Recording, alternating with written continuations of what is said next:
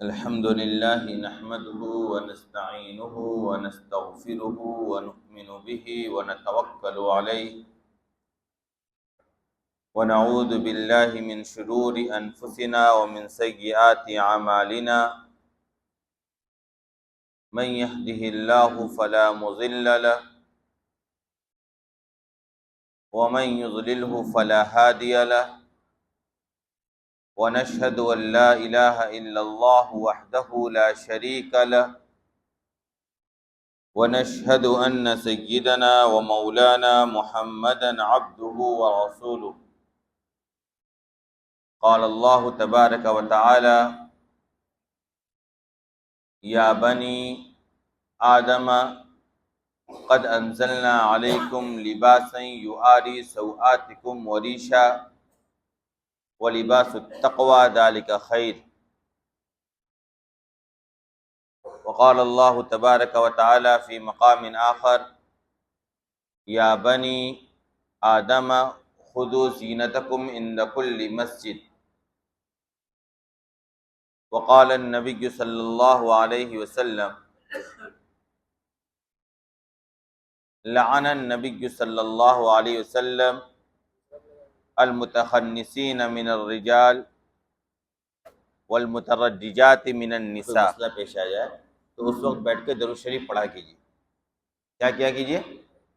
درود شریف پڑھنے کا جو ثواب ہے وہ بھی حاصل ہو جائے گا، آپ صلی اللہ علیہ وسلم کا مبارک تذکرہ بھی ہو جائے گا، اور تھوڑی دیر کے لیے جو خلجان پیدا ہو رہی تھی نا، ڈسٹربنس ہو رہا تھا، وہ بھی ذہن و دماغ سے ختم ہو جائے گا. کبھی بھی ایسا ہو زندگی میں، ٹریفک میں کھڑے ہیں آپ، آگے گاڑی نکل ہی نہیں رہی ہے، پریشان ہے، درود شریف پڑھیے.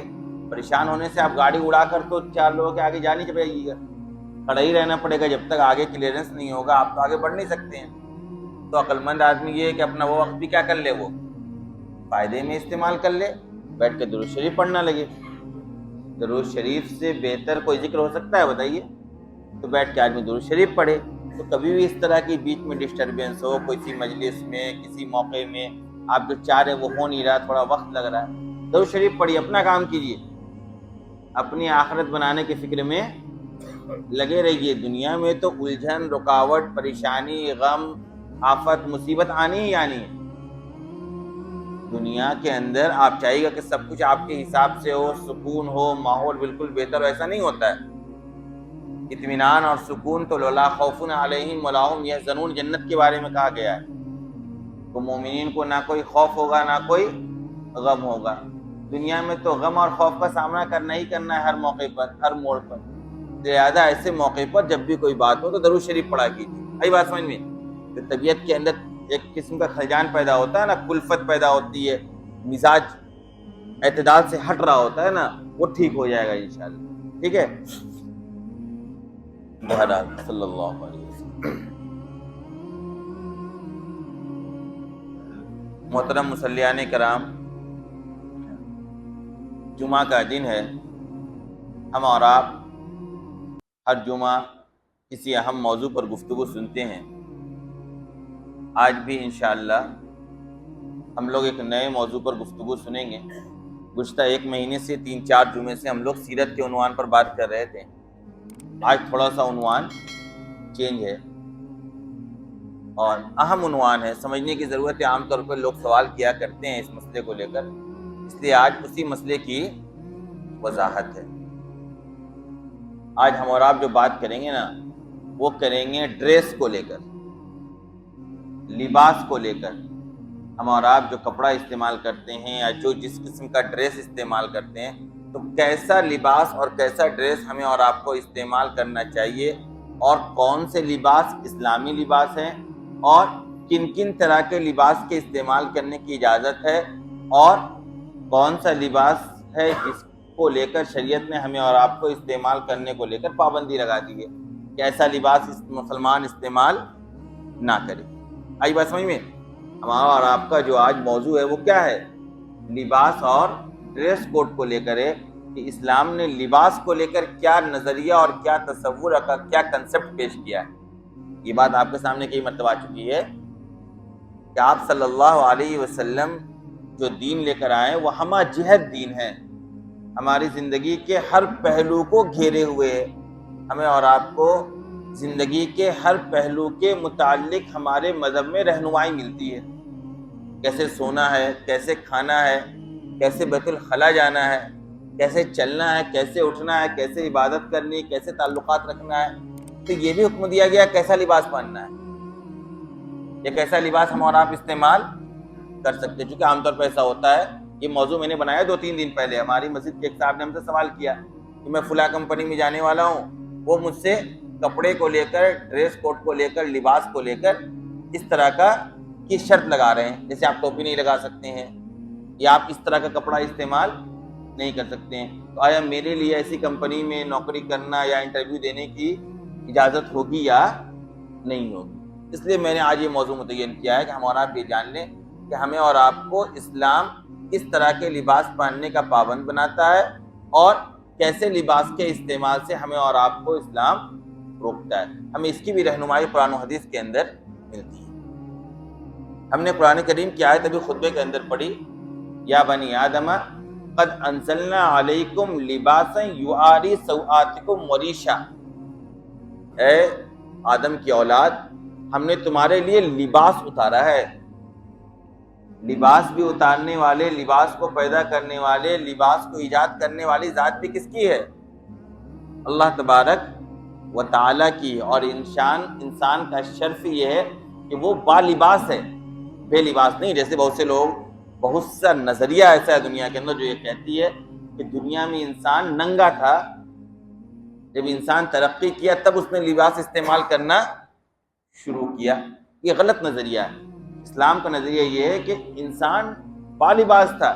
انسان کے جسم پر فطری طور پر، پیدائشی طور پر کیا تھا؟ لباس تھا.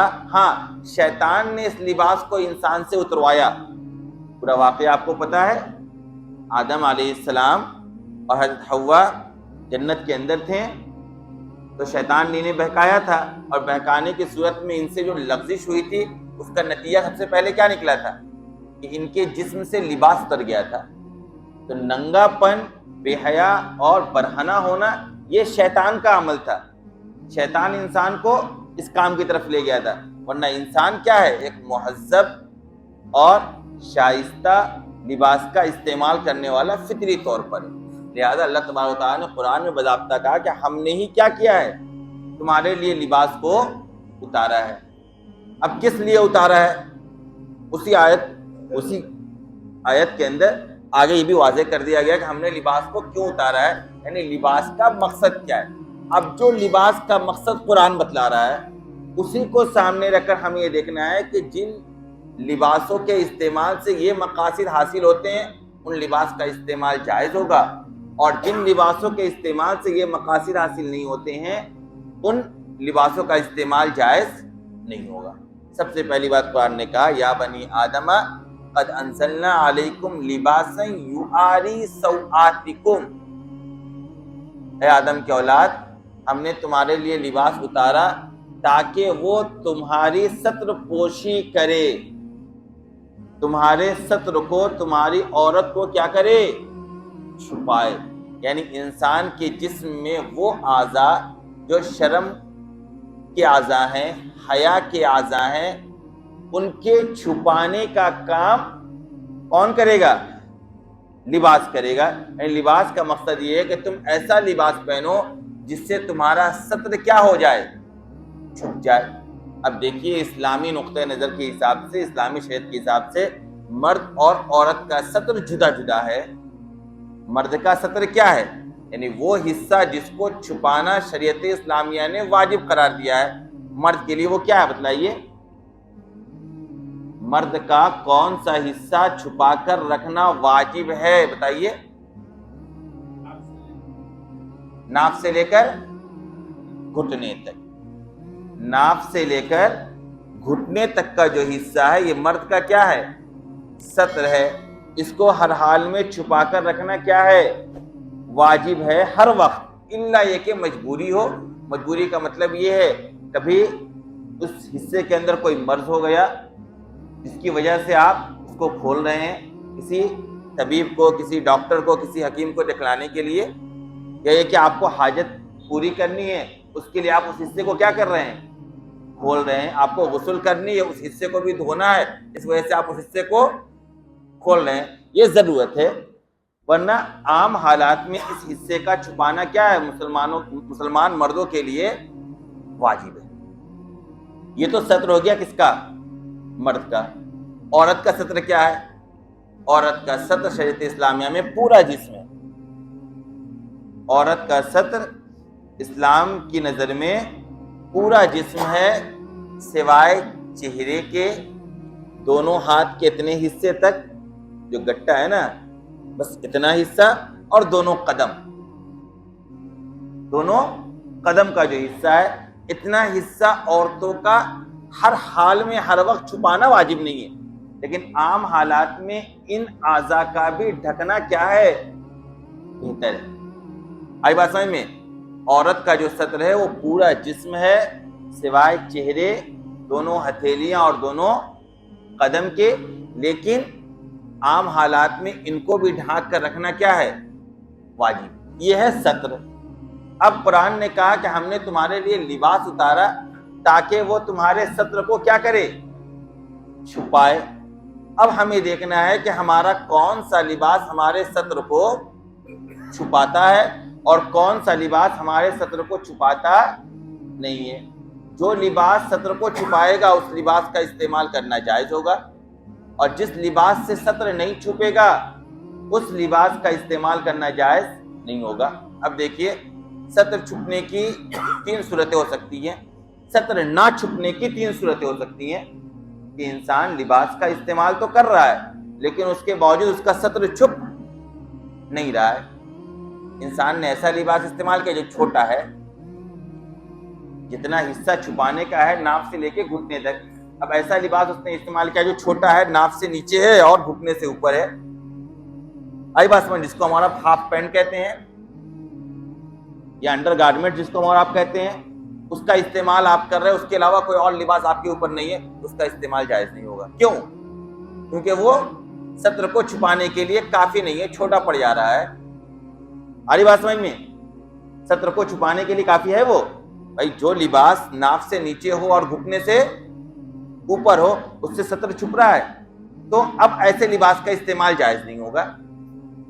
اندر ہو جائے گا, اوپر کوئی اور لباس پہن لے گا تو الگ بات ہے. ستر چھپنا چاہیے, کیونکہ اس لباس سے ستر نہیں چھپ رہا, اس لیے اس لباس کا استعمال جائز نہیں ہے. ایک تو یہ وجہ ہو سکتی ہے ستر نہ چھپنے کی. دوسری وجہ یہ ہے کہ کپڑا تو مکمل ہے, ستر کو چھپا رہا ہے, لیکن وہ کپڑا اتنا باریک ہے کہ اندر کی ساری چیزیں دکھ رہی ہیں. آئی بات سمجھ میں؟ آپ جو لباس استعمال کر رہے ہیں وہ ہے تو آپ کے ستر کے سائز سے بڑا, لیکن ہے اتنا باریک کہ اندر کی ساری چیزیں کیا ہو رہی ہیں؟ نمایاں ہو رہی ہیں, ظاہر ہو رہی ہیں. اس لباس کا استعمال جائز نہیں ہوگا. یعنی بہت باریک کپڑا آپ پہن رہے ہیں, اب آپ نے ایک لنگی پہنی ہے, بالکل باریک لنگی ہے, اندر کا سارا حصہ دکھ رہا ہے, جائز نہیں ہوگا. یا آپ نے کوئی پائجامہ پہن رکھا ہے, یا آپ نے نیٹ کا کپڑا استعمال کیا ہے جس سے بالکل آر پار ساری چیزیں دکھتی ہیں, تو بھلے ہی کیا ہے ناف سے اوپر اور گھٹنے سے نیچے, لیکن اس کا استعمال جائز نہیں ہوگا. تیسری صورت کیا ہے کہ جس لباس کا آپ نے استعمال کیا ہے وہ ستر کو بھی چھپا رہا ہے, یعنی ستر کے سائز سے بڑا ہے اور باریک بھی نہیں ہے, لیکن اتنا چست ہے آپ کے جسم کے اندر, اتنا تنگ ہے کہ اس کی وجہ سے وہ جو پورا اعضا ہے, پورا جو حصہ ہے ستر کا, وہ نمایاں ہو جا رہا ہے. ایک کپڑا ہے نا, آپ اس کپڑے کو تیز سے لپیٹ لیں تو آپ کو دکھے گا نا باہر بالکل 5 انگلی کی نشان دکھے گی, یہ چست ہے کپڑا. تو اب وہ کپڑا باریک بھی نہیں ہے, موٹا کپڑا آپ استعمال کر رہے ہیں اور ستر سے بڑا بھی ہے, لیکن اتنا چست آپ نے استعمال کر رکھا ہے, اتنا ٹائٹ ہے کہ اس کی وجہ سے پوری حیت دکھ رہی ہے, باہر سے سمجھ میں آ رہا ہے کہ کہاں پر کون سا حصہ ہے, جائز نہیں ہوگا. آئی بات سمجھ میں؟ آپ ایسے کپڑے کا استعمال کریں گے جو ایک تو ستر کو چھپانے والا ہو, دوسرا اتنا باریک نہ ہو کہ اندر کا حصہ دکھے, تیسرا اتنا چست اور تنگ نہ ہو کہ اندر کی ساری حیت کیا ہو, ظاہر ہو. اگر آپ ایسا لباس استعمال کر رہے ہیں جس میں یہ تینوں باتیں پائی جائے گی تو پھر آپ کے لیے اس لباس کا استعمال کرنا شریعت کی نگاہ میں جائز نہیں ہوگا. آئی بات سمجھ میں؟ ایک تو یہ بات کہی قرآن نے یا بنی آدم قد انزلنا علیکم لباسا یواری سواتکم. دوسرا ٹکڑا کا وریشا، وریشا، ہم نے تمہارے لیے لباس اس لیے اتارا ہے تاکہ تم اس کے ذریعے زینت حاصل کرو. انسان کپڑا پہن کے خوبصورت معلوم ہو رہا ہوتا ہے، تو ایسے کپڑے کا استعمال کرنا چاہیے جس سے انسان اچھا معلوم ہو، حیت اس کی اچھی دکھے. اب بے ڈھنگا بے ڈھب قسم کا کپڑا پہنا ہے، دیکھ کر ہی پاگل معلوم ہو رہا ہے، جائز نہیں ہوگا. کپڑے کے استعمال کا ایک بنیادی مقصد یہ ہے تزین، آسائش، آرائش، آرام دہ ہو کپڑا، اور دیکھنے میں بھی کیا ہو، اچھا معلوم ہو. آپ ایسا جانور کی طرح کپڑا پہن رہے ہیں تو کچھ سمجھ میں نہیں آ رہا کیا پہنا ہے آپ نے، یا پتہ ہی نہیں چل رہا کہ آپ مرد ہیں یا عورت. یعنی عورت کا کپڑا جو عورتوں کے کپڑے کا استعمال ہو مرد استعمال کر رہا، یا مرد عورتیں کپڑا استعمال کر رہی، جائز نہیں ہوگا. کیوں؟ کیونکہ اس کے پہننے سے وہ بے ڈھب معلوم ہو رہی ہیں، تزین جھلک نہیں رہا ہے، خوبصورتی نہیں دکھ رہی ہے، بھلا نہیں معلوم ہو رہا ہے، اچھا نہیں معلوم ہو رہا ہے. کھا وہ جو من بھائے اور پہنو وہ جو جگ بھائے، یہ ہندی کا مقولہ ہے لیکن غلط ہے. کہا کھاؤ وہ جو دل چاہتا ہے اور پہنو وہ جو دنیا دیکھنا چاہتی ہے. کہا نہیں، کھاؤ بھی وہ جو تمہارا دل چاہتا ہے اور پہنو بھی وہ جو تمہارا دل چاہتا ہے. یعنی جس سے تم کو آرام ہو، جس کپڑے کے استعمال سے تمہیں آرام ہو اور تم اچھا دکھو، اس کپڑے کا استعمال کرو. ایک تو کپڑے کے استعمال کرنے کا بنیادی مقصد کیا ہے کہ انسان ایسا کپڑا استعمال کرے جس سے وہ خوبصورت اور اچھا اور مزین معلوم ہو. دو باتیں آ گئی آپ کے سامنے. اب چلیے احادیث کے اندر. آپ صلی اللہ علیہ وسلم نے دو طرح کے لباس کے استعمال سے منع فرمایا. ایک ایسا لباس جس میں نقالی ہو، تشابہ ہے، مشابہت اختیار کرنا ہے. کیا مطلب یہ کہ کسی خاص قوم یا کسی خاص غیر مسلم قبیلہ یا کسی خاص غیر مسلم فرقے کی علامت اور پہچان ایک ڈریس ہے کہ وہ لوگ ایسا ڈریس استعمال کرتے ہیں. اب آپ نے وہ ایسا ڈریس استعمال کر لیا کہ ان کی طرح میں دکھوں، نقالی ہے نا، یہ کاپی کرنا ہے، اس کی اجازت نہیں ہے. مشابہت اختیار کرنے سے بھی منع کیا گیا. لہذا اگر کوئی ایسا لباس ہے، آج کی دنیا میں ایسا لباس کم رہ گیا، اب تو ہر طرح کا لباس دنیا کی ہر طرح کی قومیں، ہر طرح کے مذہب کے ماننے والے لوگ پہنتے ہیں. لیکن آج بھی اگر کوئی خاص لباس ہے جو پوپ پہنتے ہیں یا پادری جس کا استعمال کرتے ہیں، یا کوئی خاص مذہب والا اس طرح کا لباس اور ڈریس استعمال کر رہا ہوتا ہے، تو ویسے ڈریس کا استعمال اسلام اور مسلمانوں کے لیے جائز نہیں. یعنی مشابہت نہیں کرنی ہے کہ فلاں کے جیسا لگو. آج کل کیا ہے نا، آج کل پسند ناپسند کا معیار دوسرے کے فیشن کے اوپر ہے. انسان یہ نہیں دیکھتا کہ میرے اوپر کیا چیز اچھی لگ رہی ہے، میں کیسے لباس میں اچھا لگ رہا ہوں، مجھے کیا پسند ہے، بس فیشن چل گیا تو میری پسند، فیشن نہیں چلا تو میری پسند. یہ تو بیوقوفی ہے نا. انسان کو اللہ نے عقل دے رکھی ہے، دماغ دے رکھا ہے، سوچنے سمجھنے کی صلاحیت دے رکھی ہے. وہ یہ دیکھے کہ میں جو لباس استعمال کر رہا ہوں، آئینے کے سامنے کھڑے ہو کر دیکھ لے میرا یہ لباس میرے اوپر اچھا لگ رہا ہے یا نہیں لگ رہا ہے. دنیا پہن رہی ہے پھٹے ہوئے پینٹ، ہم بھی پہن رہے ہیں. یہ تو فیشن، مطلب وہ پسند ہے تو پہن رہے ہیں، کل وہ پہننا چھوڑ دیں گے تو آپ چھوڑ دیجیے گا. آئی بات سمجھ میں کہ نہیں آ رہی؟ لہذا لباس ایسا استعمال ہو جس کے اندر نقالی نہ ہو. چوتھی چیز، لباس کے استعمال سے اگر تکبر اور غرور کا اظہار کرنا مقصود ہو، ویسے لباس کا استعمال بھی ناجائز ہے. آپ نے کوئی کپڑا پہنا ہے خوب ٹائٹ اور مزیدار اور شاندار قسم کا، اور مقصد کیا ہے، میں بڑا دکھ رہا ہوں، بڑا خوبصورت اور ہینڈسم، اور میرے جیسا کوئی ہے ہی نہیں ہے. تو جہاں تکبر اور غرور کسی لباس کے استعمال کا مقصد ہو، اس لباس کا استعمال ناجائز ہو جائے گا. آئی بات سمجھ میں؟ تکبر اور غرور کا اظہار جہاں ہوگا وہاں کیا ہو جائے گا، اس لباس کا استعمال ناجائز ہو جائے گا. آگے چلیے. آپ صلی اللہ علیہ وسلم نے حدیث کے اندر بالکل سرخ، ایک دم ریڈ، گاڑھا ریڈ کپڑے کے استعمال کرنے سے مردوں کو منع فرمایا. یعنی مرد بالکل ریڈ کلر کا، بالکل سرخ ایک دم، اس کا استعمال مردوں کے لیے جائز نہیں. ہاں رنگ ملا ہوا ہو، رنگ ملا ہوا ہو. جیسے آپ صلی اللہ علیہ وسلم یمنی چادر استعمال کیا کرتے تھے، تو اس چادر تو سفید ہوتی تھی لیکن سرخ دھاریاں ہوتی تھی اس کے اوپر، اس کا استعمال کر سکتے آپ. لیکن بالکل کیا ریڈ، اس کا استعمال کی اجازت نہیں ہے مردوں کے لیے. زرد، پیلا، بالکل یلو کلر کا کرتا ہے، بالکل یلو قسم کا کپڑا ہے، اس کے استعمال سے بھی مسلمانوں کو، مسلمان مردوں کو آپ صلی اللہ علیہ وسلم نے منع فرمایا ہے۔ آگے آئیے، آپ صلی اللہ علیہ وسلم نے مردوں کو منع فرمایا ہے کہ تم جو لباس پہنو وہ لباس تمہارے ٹخنے سے نیچے نہ ہو، گھسیٹ نہ رہا ہو زمین میں، اور عورتوں کے لیے کہا کہ تمہارا یہ دکھنا نہیں چاہیے۔ اب آپ ایسا لباس استعمال کر رہے ہیں جو آپ کے ٹکنے سے نیچے ہے، لنگی آپ کے ٹکنے سے نیچے حرام ہے، پائجامہ آپ کا ٹکنے سے نیچے ہے حرام ہے، پینٹ آپ کا ٹکنے سے نیچے ہے حرام ہے، ٹروزر آپ کا ٹکنے سے نیچے ہے حرام ہے۔ نہیں، ٹکنا آپ کا کیا ہونا چاہیے؟ کھلا ہونا چاہیے۔ اور عورتوں کے لیے کیا حکم ہے؟ کہ ان کا وہ حصہ چھپا ہونا چاہیے۔ آج فیشن چل گیا ہے، عورتیں اس کو کھول کر پینٹ پہن رہی ہیں اور شلوار پہن رہی ہیں، اور مرد اس کو چھپا کر گھوم رہا ہے۔ لڑکوں کا پینٹ زمین سے لگ رہا ہے، کیوں؟ کیونکہ فیشن ہے، اور لڑکیوں کا کپڑا اس سے اوپر ہے، یہ حرام ہے۔ آئی بات میں سمجھ میں؟ آپ صلی اللہ علیہ وسلم نے ایسے لوگوں کے لیے جن کا کپڑا اس سے نیچے ہو دو باتیں کہی۔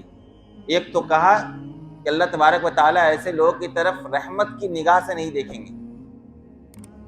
اللہ تبارک و تعالیٰ قیامت کے دن ایسے لوگوں کی طرف جن کے کپڑے کیا ہوتے ہیں؟ ٹکنے سے نیچے ہوتے ہیں، اس کو رحمت کی نگاہ سے نہیں دیکھیں۔ ایک اور وعید ہے، مجھے یاد نہیں آ رہی ابھی، جو وعید آپ نے بیان کی۔ لہذا کپڑا ایسا ہونا چاہیے جو ایک تو ساتر ہو، آپ کے سطر کو چھپائے ہوئے ہو۔ سطر کو چھپانے کا مطلب یہ کہ سطر سے چھوٹا نہ ہو، اتنا باریک نہ ہو کہ سطر دکھ رہا ہو، اتنا ٹائٹ اور چست فٹ نہ ہو کہ سطر کا نمایاں اظہار ہو رہا ہو۔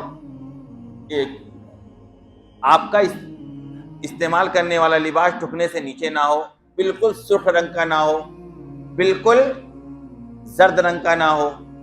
ایسا لباس ریشم کے کپڑے کا ہے، مردوں کے لیے اس کے استعمال کی اجازت نہیں ہے۔ یا سونا اور چاندی کا کام کیا ہوا ہے 4 ماشا سے زیادہ، تو اس کے کپڑے کا بھی استعمال مردوں کے لیے جائز نہیں ہے۔ عورتیں ایسے کپڑے کا استعمال کر سکتی ہیں۔ اب دیکھیے، آپ مسئلہ ٹوپی پہننے کا، ٹوپی پہننا مسنون ہے۔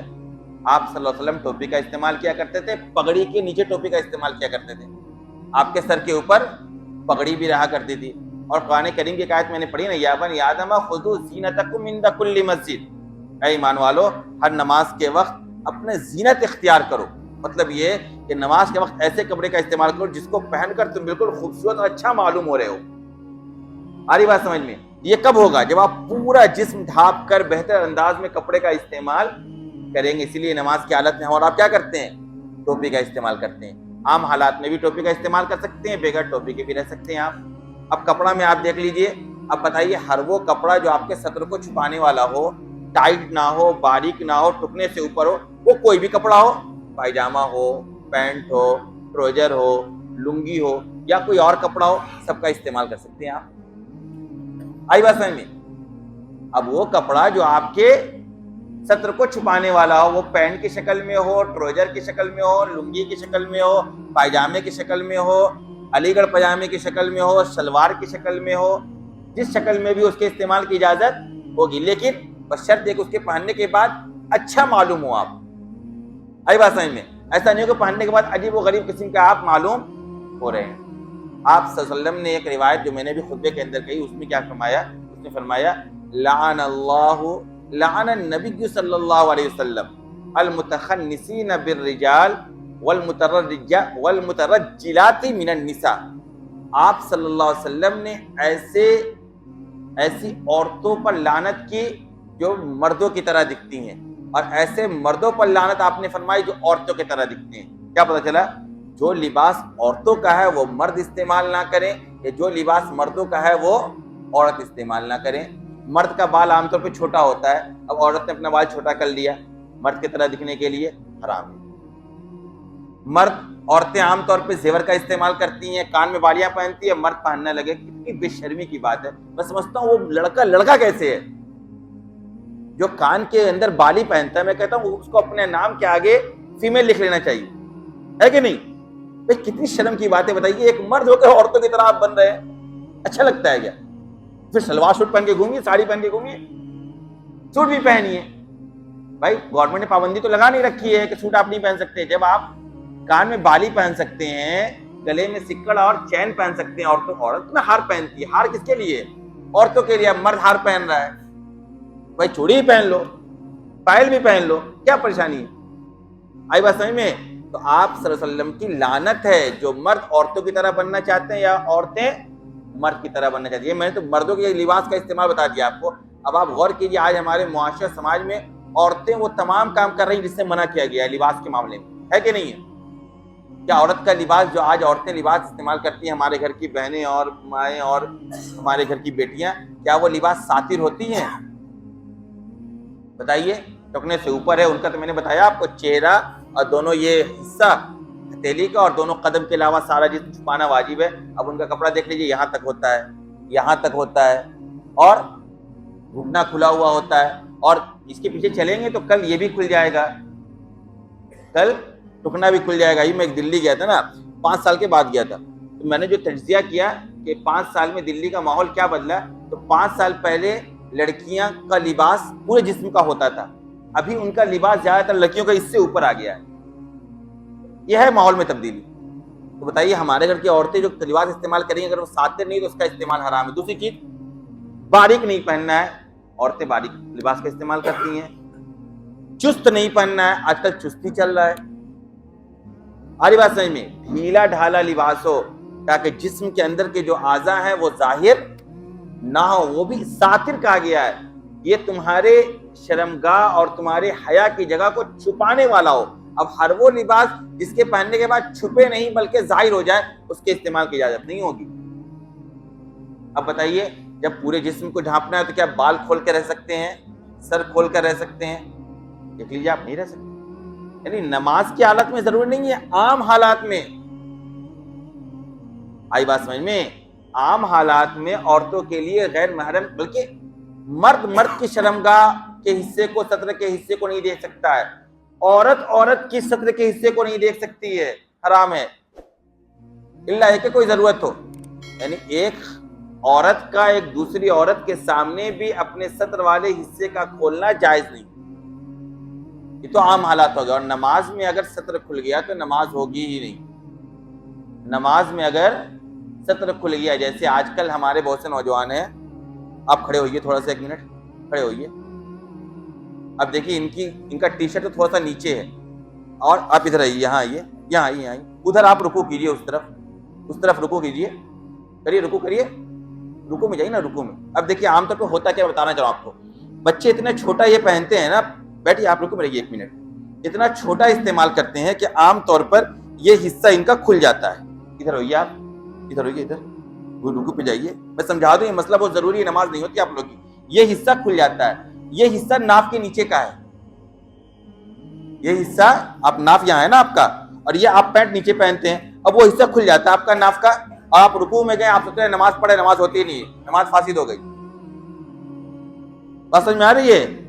نماز خراب ہو گئی آپ کی. اس لیے نماز کی حالت میں کم از کم اتنا حصہ تو کم سے کم آپ کا کرتا کا ہونا چاہیے. اتنا کم سے کم پہنے آپ کی جانے کے بعد یہ حصہ کھلے نہیں. آ رہی بات سمجھ میں؟ یہی پینٹ گنجی والے کے پیچھے جو نماز پڑھتے ہیں وہ رکوع کی حالت میں اس کا مشاہدہ کرتے ہیں, یہ حصہ کیا ہوتا ہے, کھل جاتا ہے. تو اگر سطر کا حصہ, یا خاتون ہے اس کا جو سطر کا حصہ وہ نماز کی حالت میں اگر کھل گیا تو ان کی نماز کیا ہو جائے گی, خراب ہو جائے گی. اگر نماز کو بچانے کے لیے نماز کی حالت میں تو آپ کو پورا سطر چھپانا ہی چھپانا ہے. آ گئی بات سمجھ میں؟ اسلام نے لباس کو لے کر ایسی پابندی نہیں بنا دی کہ آپ صرف کرتا پاجامہ ہی پہنیے یا آپ صرف جبہ ہی پہنیے. میرے ایک استاد سے وہ کہا کرتے تھے کہ سنت لباس وہ ہے کہ جس علاقے کے جو صلحاء اور بزرگ اور علماء جو جس لباس کا استعمال کرتے ہیں اس علاقے میں اسی لباس کا استعمال سنت ہے. جیسے آپ ملیشیا چل جائیے, وہاں کا بڑا بزرگ, بڑے سے بڑا عالم پینٹ پہن رہا ہوتا ہے ڈھیلا ڈھیلا, اور شرٹ پہن رہا ہوتا ہے اتنا بڑا, تو اس علاقے میں وہی استعمال, اس کپڑے کا استعمال مسنون ہے. عرب چل جائیے, وہاں کے تمام علماء کو دیکھ لیجیے, وہ جبہ استعمال کرتے ہیں, تو اس علاقے میں جبہ کا استعمال مسنون ہے. ہم لوگ ایشیا ممالک میں رہتے ہیں, یہاں کے بڑے علماء بزرگ کو دیکھیے گا وہ کرتا پاجامہ استعمال کرتے ہیں, تو کرتا پاجامہ یہاں کیا ہے, جائز ہے. نائجیریا اور زامبیا, ان جگہوں کے ملکوں کے علماء کو دیکھیے گا تھوڑا الگ قسم کا لباس استعمال کرتے ہیں. اتنا ہوتا ہے ان کا کرتا اور لمبا ہوتا ہے, آستین اتنی ہوتی ہے اور کرتا لمبا ہوتا ہے اور رنگین قسم کا ہوتا ہے, تو وہاں اس علاقے میں اسی طرح کا لباس استعمال کری تو جائز ہے. روس وغیرہ میں چل رہی ہے، فرانس وغیرہ میں، وہاں کے علماء کرتا وغیرہ کے اوپر ایک لمبا کرتا پہن رہے ہوتے ہیں یہاں سے لے کے یہاں تک، شیروانی نما، لیکن بٹن نہیں ہوتا ہے، کھلا ہوتا ہے، اسی کا استعمال جائز ہے. آئی بات سمجھ میں؟ جس علاقے میں جہاں کے علماء جس طرح کا لباس استعمال کرتے ہیں اس علاقے میں اسی طرح کا لباس استعمال کرنا مسنون ہے. آ گئی بات سمجھ میں؟ اللہ تبارک و تعالی ہم سب کو ان سب باتوں کی سمجھ کی توفیق عطا فرمائے.